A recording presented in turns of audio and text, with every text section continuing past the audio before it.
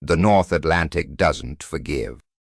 That was the first thing Ingrid Halvorsen thought when she pressed her face against the porthole of Deck 4 and watched the storm building on the horizon, a long, dark bruise spreading across the water where the sky should have been. The sea was already running in 8-foot swells, the kind that made the Royal Meridian's 10,000 tons of steel groan in its hull joints, like something alive and unhappy. She could feel it through the soles of her sneakers. A slow, deep rolling that traveled up through her legs and lodged itself behind her sternum. She was supposed to be reviewing medication logs. Instead, she stood at that porthole for a full 2 minutes, watching the lightning pulse inside those distant clouds, counting the seconds before the thunder reached them. Still far, but coming. She had learned to read the North Atlantic the way some people learn to read faces, watching for the subtle tells that came before the open declaration, the way the cloud bases dropped and flattened, the way the wind shifted from the northwest and lost its crispness and went wet, the way the swells got longer and more muscular, even before the gale properly arrived. She had spent 9 years reading it, from helicopters and survival suits and rescue baskets. She knew what it looked like when the ocean was clearing its throat. The Royal Meridian was a week into a 12-day transatlantic repositioning cruise, westbound from Southampton to New York. 743 passengers, 212 crew. Mid-October, which any sailor worth the designation would tell you was a volatile time to be crossing the North Atlantic. The kind of crossing that insurance underwriters pray goes quietly and itinerary planners pretend is always calm. The brochure photographs showed sunlit decks and champagne at sunset. They didn't show the Sargasso gales or the depression systems that came boiling off the Labrador coast in October, like they had somewhere to be, and no patience for whatever happened to be in the way. Ingrid turned away from the porthole and went back to her desk. The ship's medical center was small, as shipboard facilities went. 2 examination rooms, 6 sickbay berths, a compact lab, a decent pharmacy locker, and a break room that perpetually smelled of the coffee someone always left on the burner too long. Ingrid had been the ship's chief nurse for 14 months. She'd treated seasickness in quantities that would exhaust a landlocked pharmacy, a cardiac event in a 78-year-old retired judge from Maryland, a broken wrist from a shuffleboard collision, 2 norovirus outbreaks that she'd helped contain before they spread past 40 cases, and 1 memorable incident involving a passenger who'd tried to smuggle a live lobster in his carry-on luggage and claimed the resulting lacerations were a medical emergency. She had never been bored exactly, but she had been contained. That was the word she used on the rare occasions she allowed herself to think clearly about her own life. Contained. Like a pressure system that hadn't found its release valve yet. She had come to cruise ship nursing, the way people come to things they didn't plan. She'd left the Coast Guard at 31, 5 years into a 9-year career, after her father's health had declined to the point where someone needed to be on land and available. She'd done her nursing degree, accelerated, leveraging the EMT and emergency medical training she'd accumulated during service, and she'd passed her boards on the first attempt with scores that made the exam proctor look at her twice. She'd spent 2 years in a hospital emergency department in Baltimore before a colleague had mentioned the cruise line was looking for qualified shipboard nursing staff, and mentioned, almost as an afterthought, that the pay was decent and the accommodation was included. Ingrid had looked at the job posting for about 3 minutes and applied. She had not been entirely honest with herself about why the ship moved. It went to sea.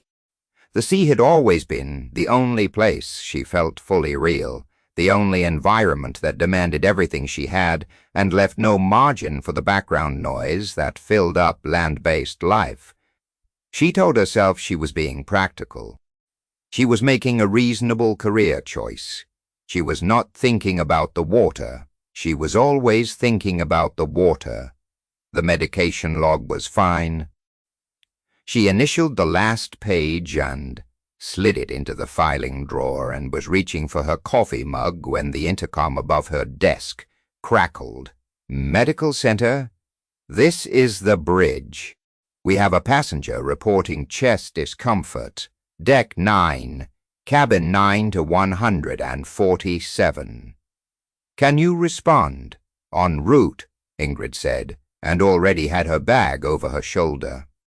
Ingrid moved quickly down the corridor, her bag tapping against her hip, already running through the standard chest pain differential in the back of her mind. The passenger was a man named Gerald, 64, from outside of Philadelphia, who turned out to have a history of GERD and had eaten an enormous plate of prime rib at the second seating dinner. His EKG was clean, his troponins were negative, and he was embarrassed and grateful in equal measure. Ingrid got him set up with antacids, took his vitals one more time, made sure he understood the symptoms that would actually require a return visit, and was back in the corridor, heading for the elevator within 40 minutes. The ship was rolling more noticeably now. She could feel it in the slight sideways cant of her footsteps as she walked, the way the corridor seemed to breathe. The wall-mounted paintings along the upper deck passageways had started their soft, rhythmic knocking against their mounts, a sound the ship made whenever the swells reached a certain size. She had told him it was normal. It was. She was passing the elevator bank near the promenade deck when she nearly walked into First Officer Marsh. He was coming off the main staircase, deep in conversation with the ship's cruise director, a slick-haired man named Brandon, whose entire professional existence seemed dedicated to making sure no passenger ever sat still long enough to feel an original thought. Marsh was tall, broad-shouldered in his white uniform jacket, with the kind of cultivated authority that fills a room before the man's shoes fully clear the threshold. He had 12 years with the company, and the particular manner of a man accustomed to being the most credentialed person in any room he entered. He glanced at Ingrid, the way he always glanced at her, a half-second assessment that landed somewhere between dismissal and mild acknowledgement, like you might look at a piece of furniture you've decided is acceptable but not remarkable. Miss Halvorsen, he didn't break stride. Mr. Marsh, she nodded back. You might want to alert the captain about that weather to the northeast. The pressure's been dropping since 1700. We're going to hit something significant before midnight. Marsh stopped. He turned back slowly, and there was something in the deliberateness of that turn that communicated very clearly that he was interrupting an important conversation to address a minor inconvenience. We have a meteorologist on staff, he said, and a bridge team. I know. I just thought, I appreciate the observation. His tone made it clear he did not appreciate the observation. Are you heading back to the medical center? It wasn't a question about her destination.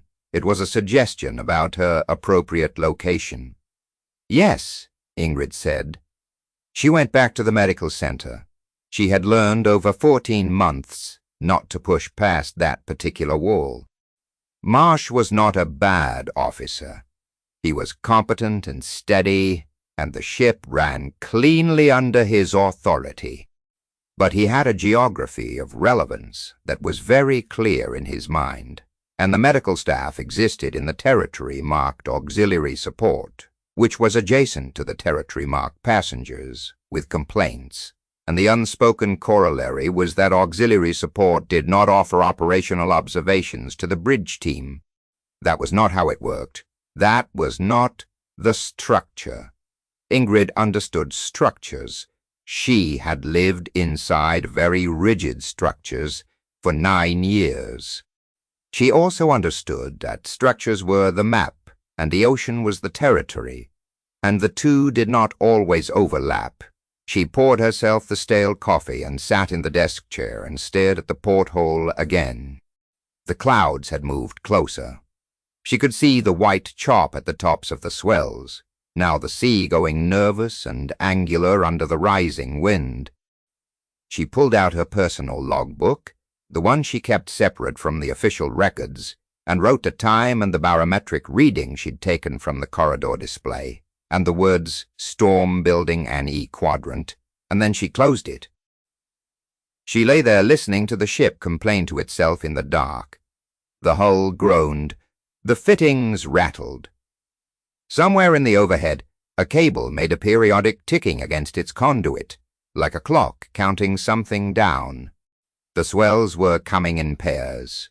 Now she could feel it in the rhythm of the roll, a long, slow lift, followed by a sharper secondary pitch, the cross-swell that meant two wave systems were intersecting. She recognized it without consciously registering that she was reading it. She did not sleep. At 11:47 p.m., the intercom screamed to life with a sound that bypassed her sleeping brain entirely. Man overboard, man overboard, starboard side amidships, all emergency stations. Ingrid was off the cot before the announcement finished. The ship had begun its man overboard protocol with the practiced efficiency of a crew that drills for it constantly and hopes desperately never to need it for real. Ingrid could hear the machinery of emergency response grinding into gear as she sprinted down the corridor toward the main deck access. The search and rescue team was mustering. The Williamson turn was already underway, the Royal Meridian heeling through a massive churning arc to bring her back along the casualty's projected drift path. A 10,000-ton vessel cannot turn on a dime. But the Williamson maneuver was designed to bring the ship back along its own wake. The fastest way to return to the point where someone had entered the water, and whoever was on the bridge had already called it. That was good. That meant somebody had been paying attention when it happened. She hit the main deck, and the storm hit back. The wind had come in hard and wet, the kind of Atlantic gale that carries salt and fury in equal measure, the kind that makes you understand viscerally why sailors in the age of sail developed a religion around the sea's moods. The deck was tilting through 7 degrees of roll, wet and treacherous, under her feet. The fluorescent deck lighting making everything look bleached, and slightly unreal rain was driving horizontally across the beam. The swells had built to 12, maybe 14 feet, while she'd been lying on that cot, dark mountains of black water sliding under the hull, with a slow, massive authority. From down here, level with the water, you couldn't see the swells coming until they were on you. You just felt the deck rise and tilt and rise again. The cruise director was already there. Brandon, pale and gripping the starboard rail with both hands, and looking at the sea with an expression of genuine existential horror. "Who is it?" Ingrid called over the wind. "Passenger male." Mid-40s. Witnesses say he was on the observation deck at aft, might have been drinking, went over the rail. Brandon had to shout it. They dropped a smoke buoy. The rescue team was 3 crew members, trained in shipboard emergency response. Good people. Ingrid knew all of them. She had helped certify their last refresher course. They were trained for man overboard recovery, which typically meant they'd maneuver a rescue tender alongside a conscious cooperative casualty who had been in the water for a manageable amount of time in reasonable conditions. These were not reasonable conditions. She looked at the water, The swells were enormous, black and featureless in the darkness except where the ship's lights caught the crest foam. A man in those swells would be invisible from the surface, rising and dropping 12 feet with every cycle, surfacing for maybe 2 seconds, in a position where he could breathe, and then plunging into the trough. Water temperature at this latitude, this time of year, was approximately 8 degrees Celsius. Cold shock, incapacitation within minutes. Swimming failure within 10, loss of consciousness within 30 to 45 at the outside. If he'd been drinking, cut that in half. She was running the arithmetic as automatically as breathing. The same mental checklist she'd run in helicopter cabins over the North Atlantic for 9 years. Looking down at water that looked exactly like this, there was a specific protocol for these calculations. You didn't let them frighten you. You used them as data. How long has the casualty been in the water? What is the sea state? What is the temperature? What is the wind? Each variable fed into a probability estimate, and the probability estimate told you what options you had and how long those options remained open. Fear was not useful data, cold mathematics. Ingrid set her bag on a dry equipment locker, opened it, and started pulling out what she needed.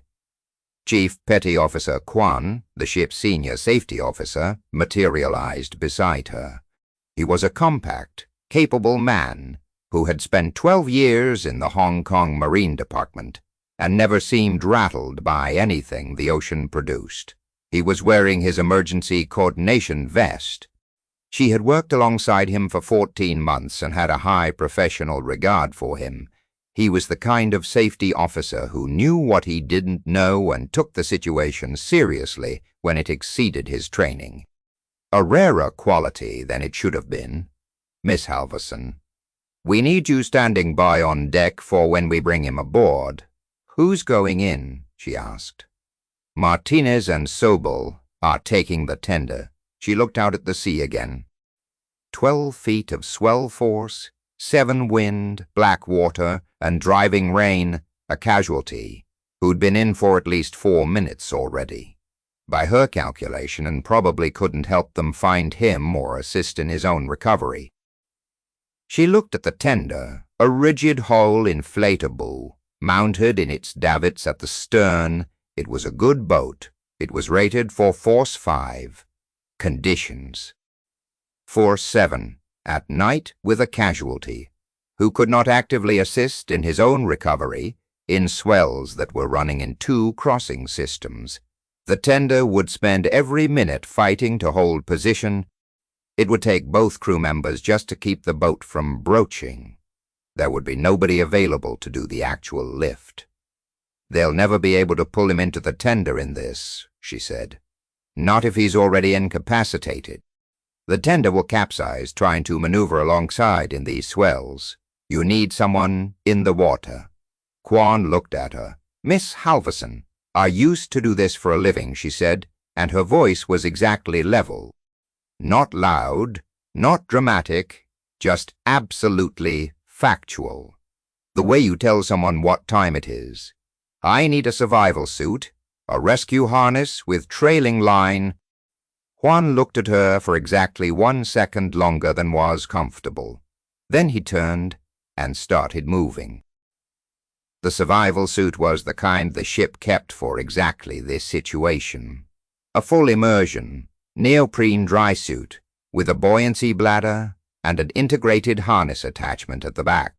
Ingrid had it on in under 4 minutes, moving her hands through the familiar ritual of a procedure she had performed 217 times in real operational conditions and another 1,000 times in training.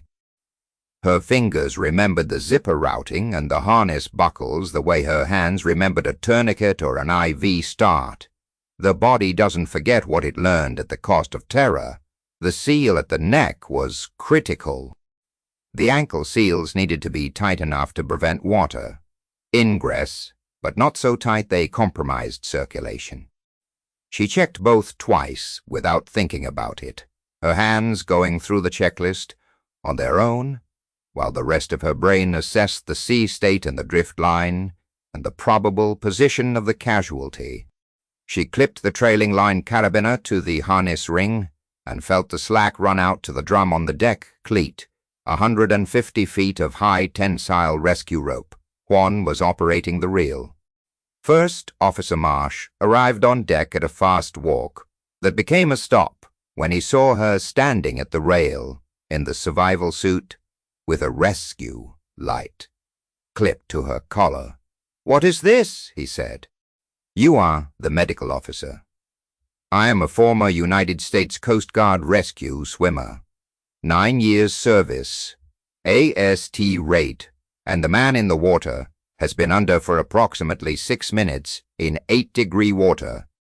She looked at him directly with nothing apologetic in her face at all. "The tender cannot safely operate in these swells with an incapacitated casualty. If someone doesn't go in and bring him up in the next 6 to 8 minutes, he is going to die. I can do this. I am doing this." Marsh opened his mouth. "Sir," Juan said it quietly. "Standing at the line drum?"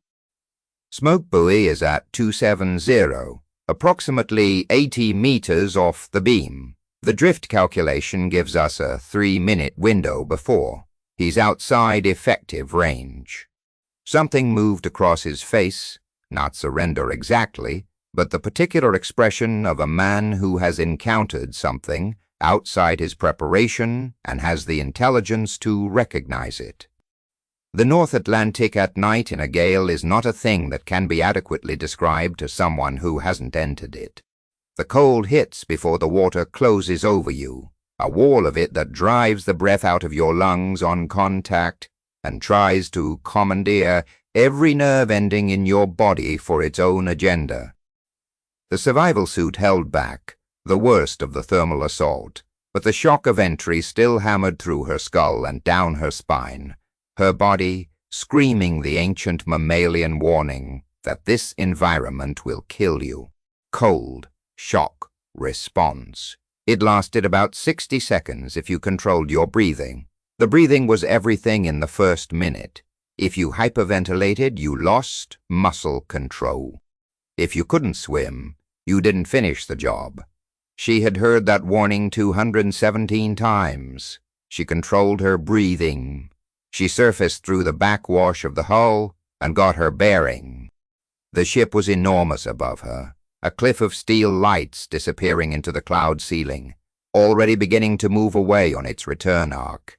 The swells were worse in the water than they'd looked from the deck, much worse. Each one picked her up and carried her 10-12 feet skyward, and then dropped her into a trough where the crests on either side blocked out the horizon, and everything was just black heaving water and the noise of the storm, the wind, the hiss of breaking crests, and under all of it, the steady, sourceless roar of the open ocean in a gale, the sound the sea makes when it's doing serious work. She oriented toward the smoke buoy.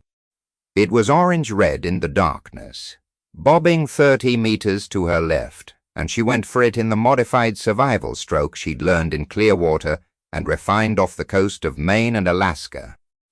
The sea grabbed at her constantly, trying to redirect her, filling her mouth with brine when she turned her face wrong, but she moved through it rather than against it.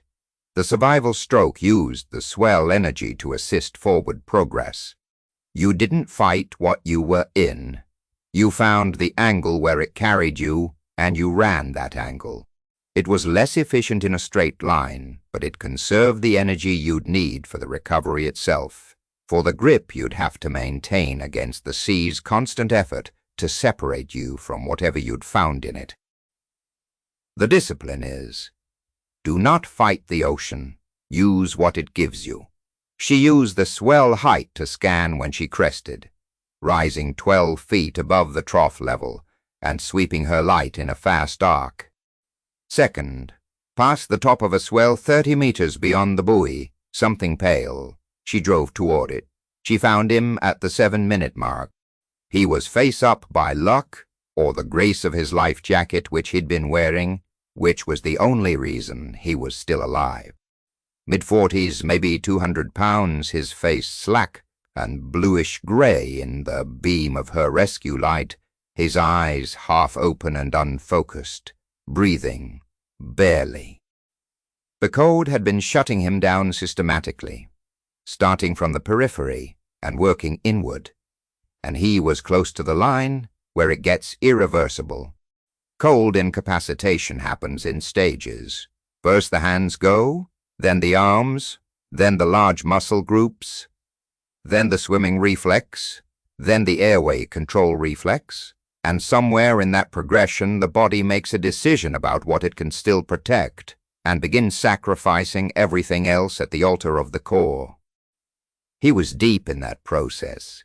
His color was the specific blue-gray of someone whose circulation had retreated from the surface to the last defensible perimeter around the heart. She had done cold shock rescue enough times to read it in someone's face. He was at the edge. She got herself alongside him and checked the airway, found it clear, confirmed the shallow respiratory rate. His pulse was there, slow and irregular, his body doing the desperate arithmetic of hypothermia, pulling circulation from everywhere it could spare to protect the core.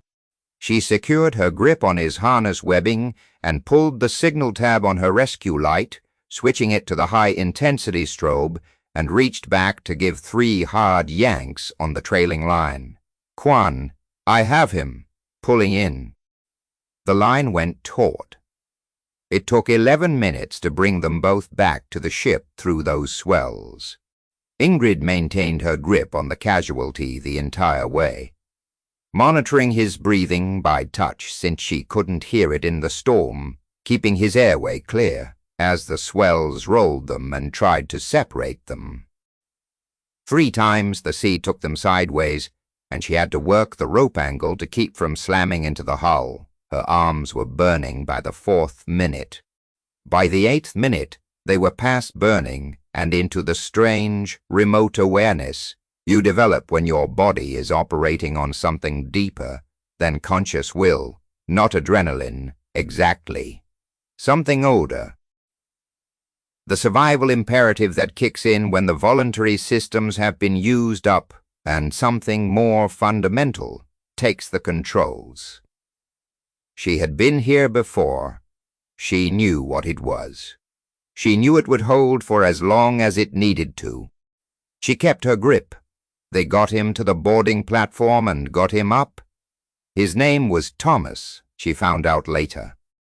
Thomas Vance, 47, an accountant from outside of Chicago, who had gone out to the observation deck because he couldn't sleep, and the storm had looked dramatic through the lounge window, and who had been standing at the rail when the ship took a hard roll. The instincts to compensate. He had apparently grabbed for the rail and missed it, and gone over the side in a way that would have been almost comical under any other circumstances. His wife had been asleep in their cabin 2 decks below. She had woken up to the man overboard announcement, playing over the ship's intercom, and had not yet connected it to her husband's empty half of the bed. Right now he was just a body on the medical center examination table, and he had stopped breathing. The respiratory arrest had come during the lift onto the boarding platform, his body releasing the last organized coherence of its autonomic response to the thermal insult. Ingrid had been expecting something like it. She'd stripped her survival suit gloves before the platform, and her hands were already in position when his chest stopped moving. The body under hypothermic arrest presents differently from standard cardiac arrest. The pupils may be fixed and dilated. The limbs may feel like cold clay. There may be no detectable pulse and no respiratory effort. It looks like death because physiologically, the critical thing to understand, and the thing that lay people and even some medical professionals struggle with, is that hypothermic arrest is not the same as irreversible arrest. The cold slows the metabolism to a point where the brain and the vital organs can tolerate the absence of circulation far longer than they could at normal body temperature. You have time that you would not have at 37 degrees. You have to use it. She started compressions. The ship's medical officer, Pashke, a capable man who had trained at a good hospital and handled the standard complement of cruise ship emergencies with solid competence, arrived at a run 90 seconds later. He stopped just inside the doorway when he took in what he was looking at. Ingrid performing two-handed compressions at the correct rate, depth, and position, calling her own counts quietly under her breath. The AED already applied to the casualty's chest with pads correctly positioned, the bag valve mask already within reach. He took in the full setup in about 2 seconds, the way a competent clinician catalogues a scene on entry. She looked up for 1 second. Hypothermic cardiac arrest, estimated 32 degrees core, approximately 9 minutes in the water, primary drowning presentation, secondary to cold incapacitation. He arrested on the platform. We are at 2 minutes of compressions. I need you on the bag. Faska came to the head of the table. Technique looks correct, he said, taking the bag valve mask. Where did you... Coast Guard rescue swimmer. Can you bag on my count? The protocols for hypothermic cardiac arrest are specific and unforgiving. You do not stop resuscitation until the patient is warm or clearly dead, because the biochemistry of severe hypothermia creates a metabolic state where the brain can tolerate extended periods of absent circulation and recover, and you cannot know which side of that line someone is on until you've warmed them. You do not give medications at normal intervals, because the hypothermic heart is irritable and prone to arrhythmia, and what saves a normalthermic patient will send a hypothermic one into ventricular fibrillation. You rewarm aggressively, and you keep working. Warm intravenous fluids. Warm humidified oxygen if you have it. External heat packs at the axillae and groin. You do not apply heat to the extremities first, because you will drive cold blood back to the core and precipitate the cardiac event you're trying to prevent. You work from the inside out. Ingrid had managed 3 hypothermic arrests in her career. 1 had not made it. 2 had. The one who hadn't made it had been in the water over 40 minutes, in water colder than this. The 2 who had, she still thought about them sometimes. The way you think about equations that came out to the right answer when they could easily have gone the other way. Ingrid kept working. At 4 minutes, the AED advised shock, and she delivered it, and they resumed compressions immediately after. And at 6 minutes, Thomas Vance made a sound that wasn't a breath exactly, but was the precursor to one. The body finding the mechanism again. Testing it. Hold compressions. She checked the pulse. It was there. Slow, about 35 per minute, but organized. The hypothermic heart finding something to work with again. She held 2 fingers against his carotid and counted beats for a full 15 seconds, and did the math, and it was real, not artifact, not wishful interpretation. A heartbeat, slow and tentative but present. Maintain airway. Warm fluids get the heating, blankets. I want his core temp every 5 minutes. She stood up straight for the first time since she'd come off the rail. Her arms were shaking. She pressed her hands flat on the edge of the examination table and let them shake, and concentrated on the monitor tracing, watching Thomas Vance's heart beat, organize itself, from a thin, irregular scrawl into something that looked increasingly like a human cardiac rhythm. Still slow, still hypothermic. The whole body was going to need hours to climb back to functional temperature. But the rhythm was there. and the rhythm meant the brain was still receiving blood, and the brain receiving blood meant the story wasn't over. Pascoe was watching her with the expression of a man recalibrating something.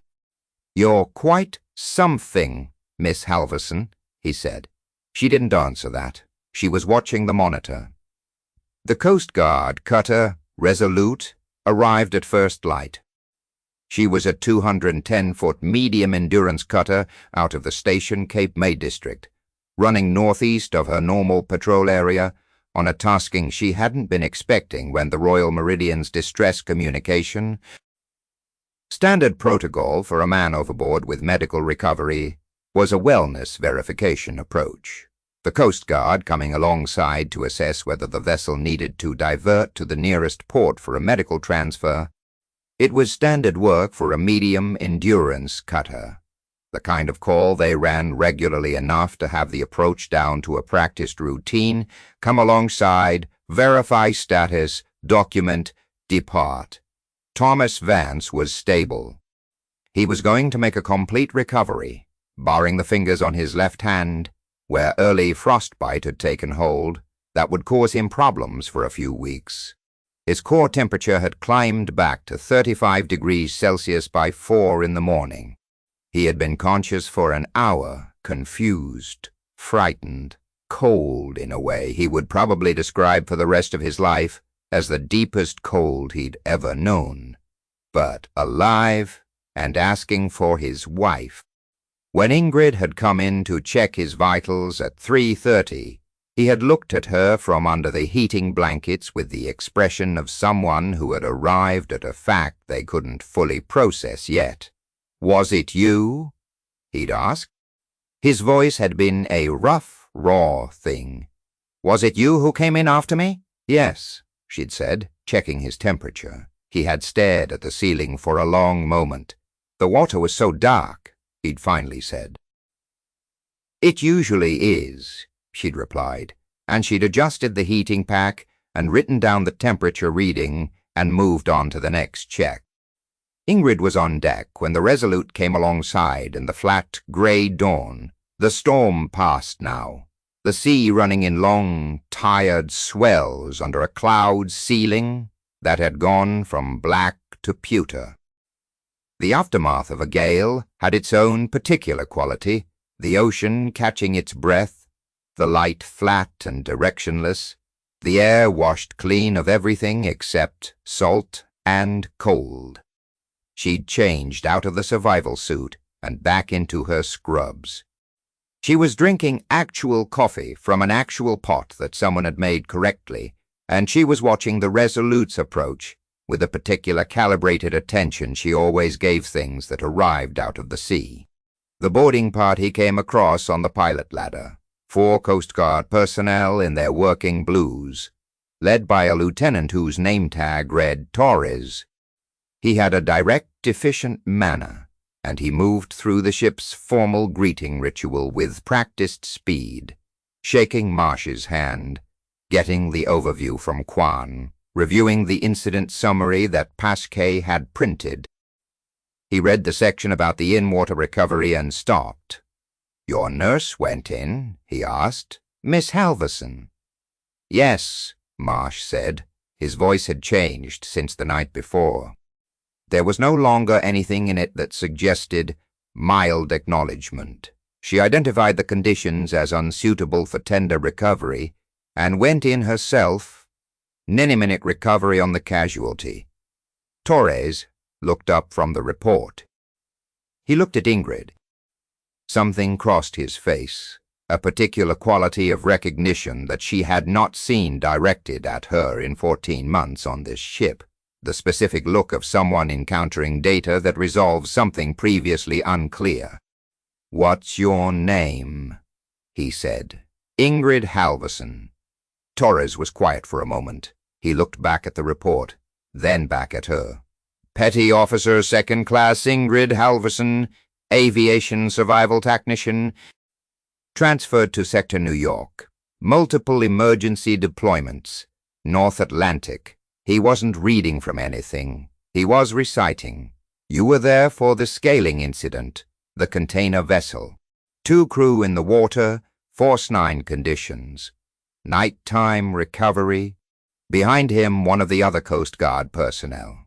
A senior chief with a grey mustache and 20 years of sea service, written in the lines around his eyes, had gone very still. "That you?" Torres asked. "Hello crew used to call you the Walrus. Said you could swim in anything." Ingrid was quiet for a moment. The grey dawn light came flat and clean off the water. The Resolute rode easy on the swell alongside. Somewhere behind her, the Royal Meridian's breakfast service was beginning, and the smell of eggs and fresh bread was drifting up from somewhere below. It was a profoundly ordinary smell, for a profoundly ordinary morning that had arrived on the other side of something that wasn't ordinary at all. "That was a long time ago," she said. "Senior Chief Petty Officer Donahue," Torres said without looking back. "You remember a swimmer by that name?" The senior chief came forward. He was looking at Ingrid the way you look at someone you last saw in a completely different context. The cognitive effort of placing a face in an unexpected frame. He was older than she remembered. They all were. She supposed she was too. "Halvorsen," he said slowly, and his voice had the weight of someone speaking across a distance. "Mike Donahue. I was the flight mechanic on the MH-60 out of Cape Cod. 2017, you were the swimmer on the scaling case." "I remember," Ingrid said. The scaling had been a Norwegian bulk carrier, 300 meters, lost steering in a Force 9 in the shipping lanes 200 miles southeast of Halifax. 2 crew had gone over the side when a mooring line parted and swept the forward deck. By the time the helicopter reached them, it had been 22 minutes in water that was 6 degrees Celsius, in conditions where the helicopter was being thrown around hard enough that the pilots were using full power just to hold station. The first crew member had gone onto the basket on the second pass. The second had a compound fracture of the left femur and couldn't help with the basket retrieval, and the helo was drifting off station with every pass, the wind angles, making it impossible to hold steady. The fourth one had worked. She had not thought about that night in a long time. She had made a deliberate practice of not thinking about the specific rescues in detail, because the ones who made it were fine and the ones who didn't were over, and the space between them was not a useful place to live. That was. Donahue shook his head slowly. "I've been telling that story for 8 years. We had a swimmer go in for 2 guys, Force 9, at night. One of them had a femur fracture. Took her 4 passes to get the second one in, because the helo was getting blown off station. She didn't come up until she had him." He was looking at her with an expression that was not quite awe, and not quite something else. The particular expression you make when a story you've been telling for years in the abstract turns out to be standing in front of you in hospital scrubs with a coffee cup. "That was you," Donahue said. "That was me," Ingrid said. There was a silence. The sea made its low, continuous sound. First Officer Marsh had gone slightly pale and was looking at Ingrid with the expression of a man reviewing the past 14 months and assessing himself against what he now knew. The previous night's conversation on the promenade deck was presumably doing some work in the back of his mind. The observation she had offered about the weather filed politely in the discard pile, while he returned to his conversation with the cruise director about the entertainment schedule. "For the record," he said, in the precise, efficient way of Coast Guard officers filing reports, "the recovery last night was..." He checked the time in the incident log, 9 minutes from water entry to casualty secured, in Force 6 to 7 conditions, Sea State 5. Nighttime casualty incapacitated. And then a full resuscitation and hypothermic cardiac arrest management. He looked at the report again. "That's a strong piece of work." "Thank you, Lieutenant," Ingrid said. "Former swimmers don't really leave the water, do they?" Torres said. It wasn't quite a question. Ingrid looked out at the North Atlantic, flat and grey and vast and completely indifferent to what any of them thought of it. The kind of sea that reminds you it was here long before ships and will be here long after. The kind of sea that takes what it takes and gives back what it chooses. She had grown up far from the ocean, in a city in Minnesota, and had not seen open water until she was 18. She had no idea as a child that there was something in her that was specifically calibrated for this environment. You didn't know what you were built for until you found it. "No," she said, "they don't." She thought about Thomas Vance right now, warm under heated blankets, with a cardiac monitor tracing his recovering heartbeat, and his wife somewhere in the air over the Atlantic, having gotten the satellite call in the middle of the night. Ingrid had spoken to her briefly at 2 in the morning, her voice neutral and reassuring and precise, telling her what Thomas's condition was and what the prognosis was and what to expect. The wife had cried on the phone, and Ingrid had said all the right things, and when she hung up she had sat for a moment in the small break room with the 2-bitter coffee and felt something that wasn't pride exactly, but was in its neighborhood. She had thought about the scaling rescue, the 2 Norwegian merchant sailors who were now somewhere in Norway living their lives because of a 4-pass basket recovery in force 9 conditions at night, and she had thought about the other rescues, and the long arithmetic of a life lived close to the edge of what can be survived.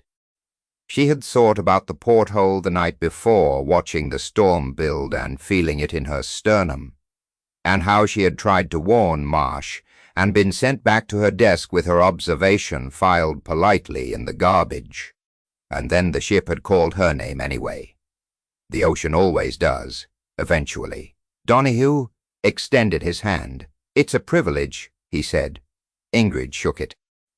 Torres was already moving toward the formal business of the boarding visit, ship's papers and medical transfer documentation, and the official record that would go into Coast Guard files, and eventually into a report that some junior officer somewhere would read years from now and treat as a number in a column.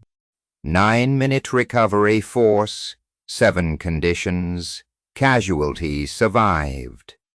The number wouldn't tell you about the cold, or the dark, or the swells that tried to take you sideways into the hull, or what it takes to keep your grip when your arms have gone past, burning into that cold, remote place where you're running on something deeper than muscle.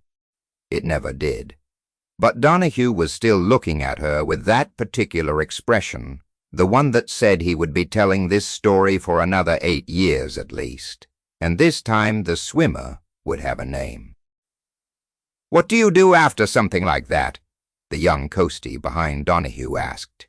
He was maybe 22, his insignia fresh, his face still carrying the look of someone who hasn't yet understood what the sea can do. He'd been listening to the whole exchange with the particular quality of attention that young people pay to things that rearrange their sense of what's possible. Ingrid considered this. "Finish your coffee," she said. "Do your paperwork. Check on your patient. And when the next thing comes, you handle the next thing." She looked at him directly. This young kid with his fresh rating and his whole career in front of him, and she saw in his face the version of herself that had stood on the dock at Elizabeth City, North Carolina, the day she'd earned her rescue swimmer designation. 23 years old and holding the wings she'd spent 2 years in the hardest training program in the United States military to earn, feeling the specific weight of being someone whose job it was to go into the water when everyone else was trying to get out of it. The rescue swimmer school had a failure rate close to 50%. The people who made it weren't necessarily the strongest swimmers or the most athletic candidates. They were the ones who could be completely spent, physically and mentally emptied, and still make the next decision correctly. The training stripped everything away until what was left was just the decision-making. Just the thing that kept functioning when everything else failed. "The ocean doesn't ask you if you're ready," she said. "It just asks you to be there." He nodded slowly, with the seriousness of someone filing something away. First Officer Marsh appeared at Ingrid's elbow. He had the look of a man navigating an unfamiliar landscape with care, someone who has revised a map and is still uncertain of the new terrain. "Miss Halvorsen," he said, "when we reach New York, I'd like to speak with the captain about your role aboard. There may be some ways we've been underutilizing your—" He paused, searching for the word. "Capabilities." "I'm the ship's nurse, Mr. Marsh," she said, and there was no edge in her voice, no point being made, just the flat statement of a fact she had made her peace with. "That's the job I took, and I do it well." Last night was outside the scope of the job description. Marsh looked at her. "Last night saved a man's life," he said. "Last night was what needed doing," she said. "The rest is just paperwork." She turned back to the rail, watching the Resolute's boarding party complete their work, watching the morning light come up slow and tentative over the North Atlantic, that vast gray field of cold water that connected every coast to every other coast and remembered every ship that had ever crossed it and gave nothing back except what it chose to return. Thomas Vance's wife would be landing at JFK in 14 hours. Thomas himself, once he'd been cleared for the medical transfer that Paschke was currently documenting, would be off the ship and in a proper hospital by tomorrow morning. He would tell the story for the rest of his life. He would probably not fully understand what he was describing. He would tell people a nurse had jumped in after him, and some of those people would say, "Wow," and some of them would say, "That's incredible," and none of them would have the reference to understand the specific weight of what had actually happened in that water, the particular calibration it takes to go over a rail in a 4-7 gale in the North Atlantic and find a man in the dark and bring him back. That was fine. Some things don't require understanding to be real. The young Koshti was still watching her from across the deck. With that recalibrated expression, she caught it and raised her coffee cup slightly in his direction, a small, unheroic gesture that said, below her, in sickbay berth 2, Thomas Vance's cardiac monitor traced its steady rhythm in the clean morning air of the medical center, each beep marking the distance between where he'd been at 2 minutes past midnight and where he was now, warm and alive, and not yet aware of the full shape of what had happened to him. 9 minutes. You never really know how many minutes you have to give. You just give the ones that are there. The Resolute began her disengagement maneuver, backing away from the Royal Meridian's hull with the practiced ease of a crew that does this daily, her lines running in, her stern turning into the swell. Torres gave a final wave from the bridge wing. Donahue was still watching from the main deck, and when the gap between the two ships reached 50 feet and the wind began to fill in between them, he raised one hand and held it there for a moment, and Ingrid raised hers back. The distance grew. The Atlantic filled the space between them the way it fills all spaces, silent and vast and absolute. She drank the rest of her coffee. It was just past 7 in the morning, and she had a patient to check on a medication log to update, and somewhere in the vicinity of 6,000 miles of ocean still to cross before New York. She turned away from the rail and went back to work. If Ingrid's story moved you, hit the like button and share it. Subscribe so you don't miss the next one. These are the people behind the uniforms, doing what needs doing when the sea calls their name.